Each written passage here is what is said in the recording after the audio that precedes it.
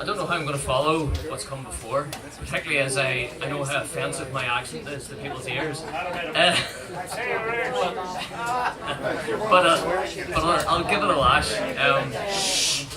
Normally I would foreground a talk like this with a detailed discussion of commemorations and the challenges that commemorations present to historians, but I'm not going to bore you with that because that would take 15-20 minutes on its own.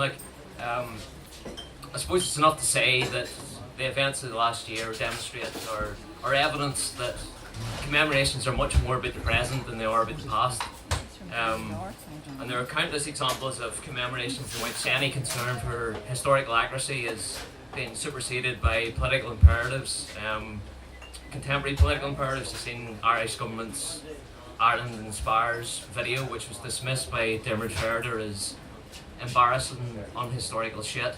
You've seen the 1916 banner in College Green in Dublin, which featured 3 constitutional nationalists, Henry Grattan, Daniel O'Connell and Charles Stewart Parnell, and one John Redmond, who died long before the Rising, and one John Redmond who actively opposed it.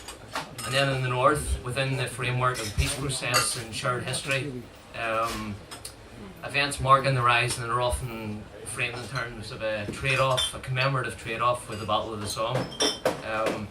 So I'm not going to go into the details of those the challenges that the Rising and commemorations present to historians, because we'll be here all day. But I'm just going to try to highlight some of the challenges facing Belfast Trades Council in terms of its response or lack thereof to the Rising and the commemorations that occurred in subsequent decades. So although there was no Rising in Dublin or in Belfast, the city's labour movement can claim some representation in it through James Conway, who's already been mentioned by the previous speaker, who was a former organiser at ITGWU and a delegate to the Belfast Trades Council, and Winnie Carney as well, who was the secretary of the Irish Textile Workers Union. Belfast Trades Council at the time of the Rising was central to the politics of the Irish trade union movement, providing ITUC with a large proportion of its membership and 5 of its presidents up to the outbreak of the war, and holding key positions in the Congress leadership well into the revolutionary period. Having been dominated by conservative elements at its inception, by 1916 it had gradually evolved into an uneasy coalescence of 3 main political traditions. Of those who were influenced by Conway, some were socialist Republicans.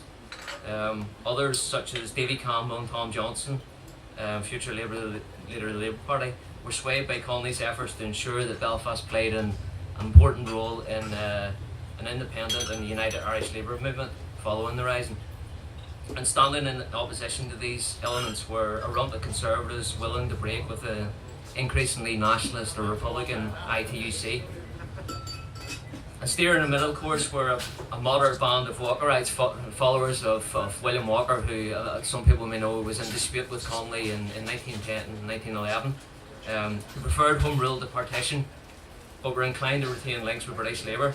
So the Trades Council opposed partition, but the self-exclusion of loyalist workers from these structures meant that the Belfast Labour movement was already partitioned in a sense, and that the Trades Council only had a limited capacity to represent the interests of the Belfast working class as a whole. So in the vacuum created by Conway's execution, Larkin's departure to America, and the arrest of all trade union leaders with Republican sympathies, Davy Campbell and Tom Johnson assumed control of Congress. Under the direction of moderate Walkerites such as H.T. Whitley, the Belfast Trades Council devoted most of its energy to bread and butter issues. Major studies of the period by Austin Morgan and Henry Patterson, Arthur Mitchell have been able to account for any response to the Rising on the Trades Council's part. Anne McKee's commemorative pamphlet, 100 years centenary commemorative pamphlet on the Trades Council, makes no reference to 1916, other than they echo the popular but problematic claim that the 1966 commemorations led directly to the outbreak of the Troubles. And then Betty Sinclair, the Protestant communists, her short history of the organisation, neither does that mention any events surrounding the Rising or Trades Council's response to it. So this to be expected because there's a astounding lack of relevant sources. Most notably the Trades Council minute books, which I have been through from 1916 to the present day. For the period April 1916 to May 1925, conveniently, covering the whole rising period and indeed the revolutionary period, are missing from the records held by Lindenhall Library and the Public Records Office in Belfast. So there you're losing what's that, 9 incredibly significant years in the history of the Belfast labour movement. None of the major newspapers, local or national, so we're talking about the Belfast Telegraph, the Belfast Newsletter, the Irish News, the Irish Independent, the Irish Times, offer any clue one way or another as to the Trades Council response. We also have to account for self-imposed and state-sponsored censorship, including suppression of the Workers' Republic and the Scottish Socialist paper Forward. And this lack of hard evidence means that we can only begin to speculate on the nature and content of any discussions that may have taken place within the Trades Council. It's instructive maybe to turn to the Congress's response to the rising, because Congress, of course, the leadership of Congress have been assumed by people who had an experience of Belfast trade unions and Davy Campbell and Tom Johnson. I suppose their deferential appeals to the British labour movement for clemency on behalf of trade unions involved in the rising, it sort of indicates the level of, or the threat of British state coercion, but also the fine balancing act that the leaders of the trade union movement were trying to achieve at the time. And also the Tom Johnson's presidential address to the ITUC in 1916 sort of pay tribute to the integrity of those who had fought on both sides. So he made reference to the First World War and to the Rising equally. Whether he intended to attach any equivalence to the two is unclear, but that was the tightrope actor he was trying to perform at the time. So the Congress, as a result, successfully in their terms, I suppose, Congress entered the revolutionary period with its all-island claims intact, but it now faced the challenge of reconciling its support for national independence with the objective of projecting an independent identity that would appeal to the Protestant working class. Elements within loyalism and labour unionism were already beyond reach, and successive policy failures in the North East did little to inspire confidence on the part of Walkerites who remained within the fold and who would go on to form the bones of what would become the Northern Ireland Labour Party. So despite an impressive showing for Labour in the 1920 local elections, this developed in working class political consciences did not imply a radical break with unionism. So Belfast industry continued revealing much evidence of class consciousness, as during the 1919 general strike for the 44-hour week, but also the most brutal forms of sectarianism and reaction, demonstrated by yet another mass expulsion of Catholic workers and rotten prods, socialists, Protestant socialists, from the shipyards in 1920 to 22. So throughout the 1920s, these dynamics sort of imposed themselves on the Belfast labour movement on their different political traditions, and it was within these parameters that the Trades Council would have to respond as it continued. I'm going to jump ahead to the 1930s, which is it was a turbulent decade in which Belfast labour experienced mixed fortunes. The industrial northeast was hit especially hard by the Great Depression, with unemployment rising sharply between 1929 and 32. October 1932 brought the outdoor relief strike and unity of Belfast workers and the unemployed. And throughout this campaign, Belfast Trades Council provided an important nexus of cooperation between the Social Democratic Northern Ireland Labour Party and the Communist revolutionary workers groups that had emerged that year. And their members were involved in coordinating the strike through outdoor relief committees. Anyone who's familiar with outdoor relief strikes know that it united Catholic and Protestant workers from the Falls and the Shankill and clashes of the RUC, and provided sort of a brief glimpse of, or a glimmer of hope for united working class politics in Belfast. Most Belfast communists identified with Conley in one form or another. Some, like their comrades in Dublin, were socialist Republicans, but the majority, particularly those who came from industrial trade union backgrounds, were less inclined to engage with Conley's republicanism or with contemporary Republicans. but had no difficulty cooperating with Northern Ireland Labour Party representatives. And crucially, these two strands of Belfast communism were imbued with pragmatism born of the experience of sectarian conflict, which raised its ugly head in 1935 when we saw the worst form of sectarian rioting since 1922. So in terms of how the Trades Council conducted its business, this meant an implicit agreement with the Northern Ireland Labour Party contingent that Connolly's legacy either be sanitised or kept off the agenda completely. Under the Unionist regime, events marking the Easter Rising were increasingly subject to official constraint under the Special Powers Act.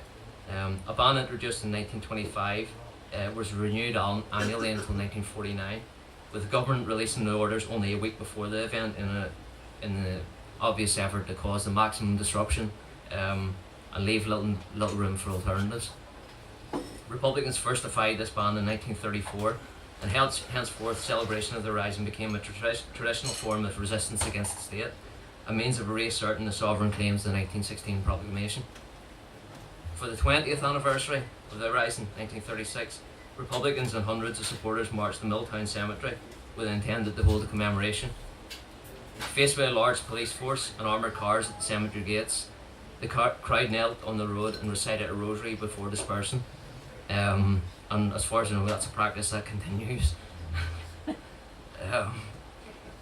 With the conditions once again close to civil war, there's no question of the Trades Council or its delegates engaging with a commemoration that was exclusively nationalist and had severe Catholic undertones.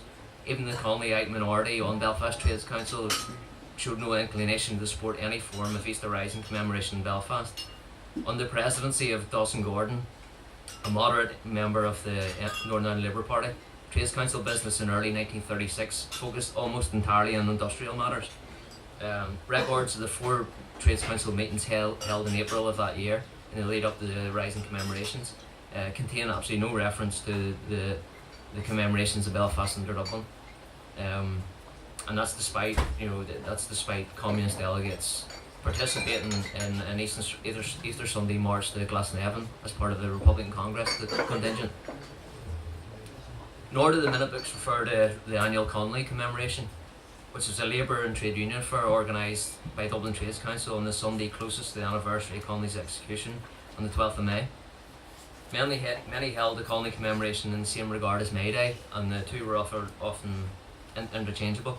The 20th anniversary commemoration on the 10th of May 1936 was a significant occasion, not least due to the assembly of thousands of workers at the GPO and the attendance of Nora Connolly O'Brien, who marched with the reconstituted Irish Citizen Army.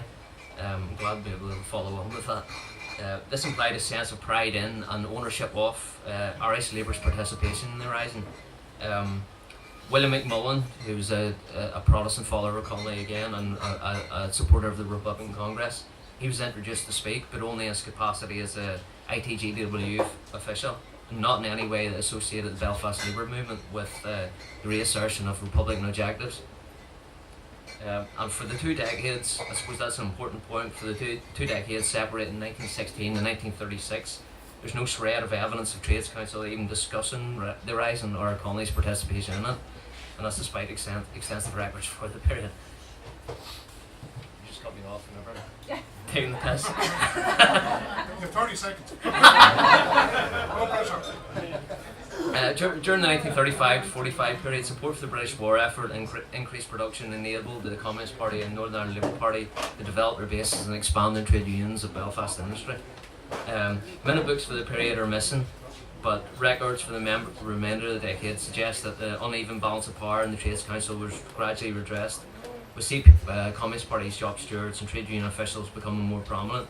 Foremost among these was Betty Sinclair, who I've already mentioned, a communist of Protestant working class stock, who was joining the Trades Council by comrades such as Malachi Gray of Falls Road Red and chair of the influential Shop Stewards Committee in the shipyards, and Andy Bara, senior shop steward in Shorts aircraft industry. They all enjoyed positive working relationships with the Northern Ireland Labour Party representatives on the Trades Council. And it was in this context that the Trades Council first received and accepted an invitation to participate in the 1946 Connolly commemoration. which had continued despite the split in Congress in 1944. Malachy Gray was in attendance on this occasion on behalf of the Trades Council, which routinely elected delegates to the commemoration from 1947 onwards. The thing about the Connolly commemoration is that it was labour and it was a exclusively trade union affair, so they tended to focus on the fact of Connolly's death and his loss to the labour movement, rather than the circumstances of his death, if you know what I mean. And as such, it was sort of agreed as a safe, ambiguous outlet for expressions of Connolly's politics. And by contrast, the extraordinary absence of any reference to the Easter Rising in the minutes of the Trades Council, which was held weekly between 1946 and 1956, highlights the cultural silence on the more contentious issue of the Rising and Connolly's participation in it. So I mean, it's a stark and blatant form of ignoring the obvious. And this trend continued despite the dwindling numbers of Connolly commemorations and the removal of the ban at the commemoration in Milltown Cemetery, which continued unimpeded throughout the 1950s and into the 1960s. The 1950 Easter commemoration in Belfast incorporated services held by the National Graves Association and the old IRA. So while it's safe to assume that none of these bodies would extend an invitation to the Trades Council, it's difficult to accept the proposition that the Trades Council was oblivious to these events, or even the Connollyite delegates on the Trades Council deemed the Easter Rising commemoration unworthy of discussion. And I've been through the minutes extensively, and there's just no mention of it. And as secretary, responsibility for recording any such intervention would have fallen to people like Betty Sinclair, a self-professed follower of Connolly. So in this regard, it's significant that she later admitted that important decisions made by the Trades Council were omitted from Trades Council records. As the 1960s progressed, As the 1960s progressed, the Trades Council evolved into one of the trade union bodies most likely to confront pressing political issues. It established links with civil rights and workers' organisations under attack in Greece and Cyprus, supported the movement for colonial freedom and the anti-apartheid campaign, making contact with the ANC. And most significantly, in an Irish context, the Trades Council assumed a central role in the development of civil rights campaign in Northern Ireland, leading to the emergence of the Civil Rights Association, one of the most important social movements in a generation. Despite being a veteran of the Rising, Taoiseach Seán Byers conceived the 1966 commemorations as a means of promoting good relations between North and South, and this set the tone for the official government programme of events and the public attitude towards them. In the North, commemorations occurred in a very different setting and took on a different meaning. They were, above all, an expression of Northern nationalist identification with the Irish nation fought for in 1916, rather than the Southern state nation being celebrated by the Southern government. So the annual parade at the Milltown Cemetery was held as usual by Republicans and their supporters on Easter Sunday 1966, drawing a crowd of over 20,000 people. The main commemoration, a national spectacle organised by a committee headed by the Belfast Republican Liam McMillan, was planned for the following Sunday at Casement Park in Belfast. In the intervening period, Betty Sinclair had attended the Connolly Association's Easter 1916 commemoration in London, where she explained that she'd been delegated by the Trades Council to represent them at the upcoming commemoration at Casement Park. And why not? She's reported as saying, James Connolly was a member of the Belfast Trades Council and of its executive committee. In concluding her address, she argued that the Protestant workers were as Irish as their Catholic counterparts, and she looked forward to the day when the working class would form the backbone of the United Irish Republic. In doing so, she articulated a more traditional socialist republican form of colonialism, one which wouldn't have resonated with a large section of her Trades Council comrades or the workers that she was representing in the amalgamated unions. On the day, the parade along the Falls Road to Casement Park drew upwards of 70,000 people. Behind the colour party marched a diverse range of organisations, including Sinn Féin, Cumann na mBan, the old IRA, Connolly Association, and a large number of GAA and dancing clubs from across the north. Jerry Fitt, the newly elected MP for West Belfast, walked with ITGWU, whilst Betty Sinclair, Ted Morrow and Joe Cooper were among those marching on behalf of the Trades Council. Along with speakers from Dublin and the GAA, a Trades Council representative addressed the Assembly at the end of the parade at Casement Park but because the GA owned the grounds, it was in a position to veto some of the speakers proposed by the committee. And one of those vetoed was Betty Sinclair, who owned her political background as a communist. The organisers of the commemoration were given an ultimatum by the GA that if she was allowed to speak, they would ensure that the Republicans would not be given the use of Casement Park for future events. So that's telling, isn't it? And hearing of this, it wasn't the committee that made the decision, it was Sinclair. She heard of this through the grapevine and decided herself to withdraw so that her participation wouldn't become a bone of contention for the commemoration and the organisers. And this episode of Sinclair's life is absent from various oral testimonies she gave to researchers and comrades alike. Her personal diaries, which are deposited in Clear Street Library and Archive in Dublin, and which are well worth a look. There's something like 20 boxes of them. Bring no clarifications as they do not begin until 1968. But most significantly, the minute books, again we'll go back to this, the minute books for 1966 and 67 are missing from what is otherwise a full run of Trades Council minutes. So we can just assume that someone's removed them because they contain politically sensitive discussions. Local and national newspapers report, and we know this because local and national newspapers report of a serious rift within the Trades Council. Even the minutes don't report it, the newspapers report it. They reported a serious rift concerning Sinclair's and the Trades Council decision to participate in the commemoration. The East Belfast branch of the Electoral Trades Union decided to disaffiliate at protests in the Trades Council's involvement with the commemoration, and with its decision the Trades Council was left without a president and without a delegate to the ICTU annual conference. The newspapers don't give any indication as to how this dispute was resolved, but by 1968 the Electoral Trades Union and the 10 more had returned to the council. However, it's clear that the fallout from 1966 had a profound impact on its internal politics, with a self-imposed silence on the rising resuming and continuing into the 1970s. For the Trades Council, solidarity was already becoming difficult as a result of its role in bringing the issue of discrimination to the fore, and its efforts to prevent sectarian violence from spreading into the workplace and spilling into communities. But it did make a contribution to the week-long trade union commemoration marking the centenary of Connolly's birth, and in 1972, with the Connolly commemoration being eclipsed by May Day, it initiated an annual May Day lecture at the prompting of communist delegates who felt that they had to do something to I'm getting there. Say that 10 minutes. Do something to mark the anniversary of his execution. And so we've sort of come full circle. Much work remains to be done in the Belfast Labour Movement memory and how it's chosen to mark key events over the past 100 years. But it's an unfortunate byproduct of political pragmatism and expediency that on the part of trade unionists during the period that I was discussing